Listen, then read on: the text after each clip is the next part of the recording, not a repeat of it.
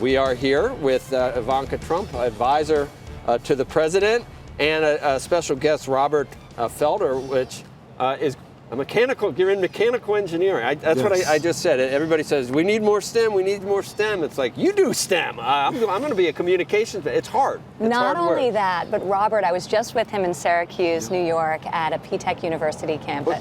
P-Tech. So P-Tech, it's a high school program and it's part of actually what we're doing and what we're focused on in terms of skills development and job training and vocational education.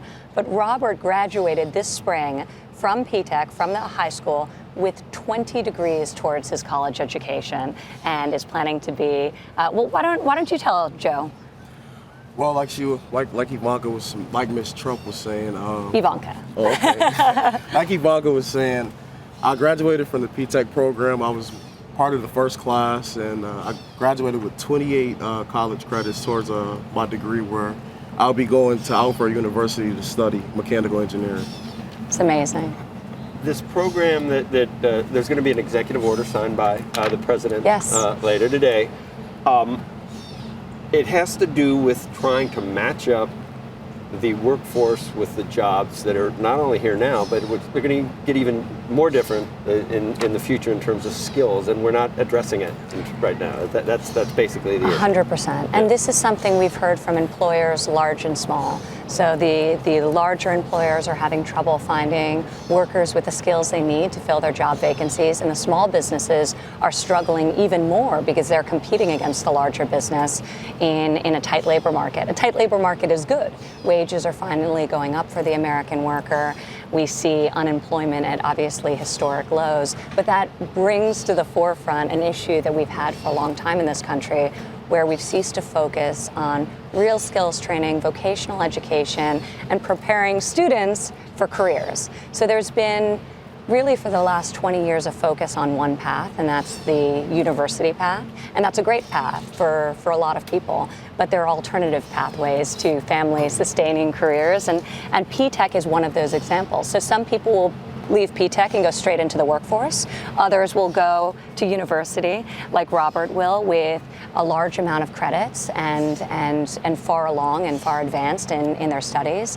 But we also have to be thinking about the mid to late career worker who needs to be retrained and reskilled. Right. And there's no education opportunities for people over 25, really. As a country, by and large, all investment in education stops at the age of 25, and that doesn't work in such a fast-changing, increasingly digital economy. So this council is going to focus on taking a holistic approach to skills development, whether it's K through 12 or whether it's for mid to late career workers, and bring all of government together to devise a national workforce strategy. And we're also calling on the private sector to step up, because some of the best programs are programs like Robert's, where industry comes into the school and says, these are the jobs we need. Please train our students with these skills and we'll employ them.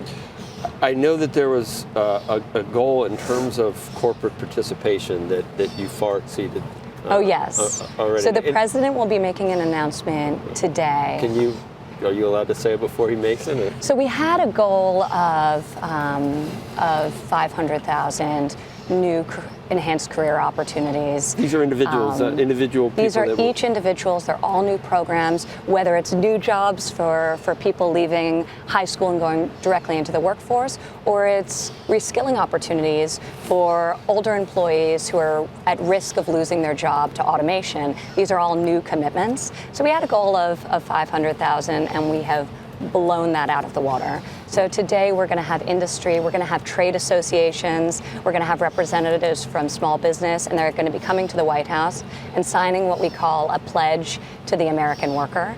And this starts today, but it's going to continue for the months and years to come, because ultimately we want business to step up to the plate and recognize that the most important role they can play is helping to promote and advance their own workforces and therefore the country as a whole. So we hope to all of your viewers, we hope you'll step up to the plate, you'll sign the pledge, you'll amplify some of the great work so many companies are already doing to invest in skills training and create new and better opportunities for American workers. In the old days, companies would sit back and the government was supposed to retrain people, so we have 42 different job retraining programs spread across 12 different agencies. You try to get some data about how well it works, and it's like, are we really getting so little for the amount of money that we're spending? So it needs to be streamlined, and it needs to be, the corporations that benefit from the trained workers need to have some skin in the game as well, and that's the way it needs to work. The best work is happening out in the states, and it's when the states, city, local governments, they team up with the private sector, the community colleges, the technical schools, the universities, team up with industry, and they create curriculum, and they train students in that curriculum, and the employers hire on the back end. What we can do as a federal government is amplify that work through legislation like Perkins Career and Technical Education, which we're seeking to pass and reauthorize in the coming weeks. But we can also leverage big data. And what's amazing is today there are 6.6 million vacant jobs in this country. There's 6.1 million unemployed workers, but there are many outside of that figure who are just outside of the workforce, who have given up and are on the sidelines, who are now coming back into the workforce, which is really exciting. But when you think about the 6.6 million vacancies, how can we leverage government data to inform people what industries they're in, geographically where are those jobs located, and maybe most importantly, what are the underlying skills to fill them? So right now, all we can say is which industries have vacancies, but we can't say where the jobs are located or what the underlying skills are to fill the jobs and in those how to match industries. it all up. And with what we can do with big data now, and with enterprise software and everything that we read about every day, companies that are involved with that, I don't know why it hasn't been applied to this. And think about how this will empower parents and students and workers to make smarter decisions about where they spend their money in terms of career and education, and how they spend their time. So if they know what skills are in demand and what jobs are available.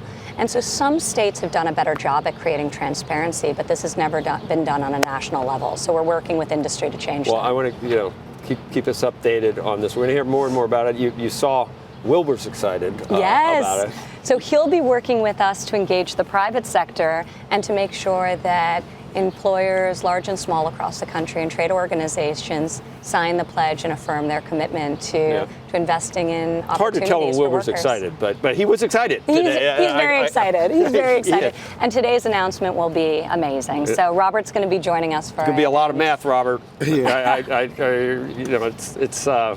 worth it though. I found with math, you put the time in, it's like eureka. It finally starts happening. So good luck to you. Having spent time with Robert, there won't be a problem. Excellent.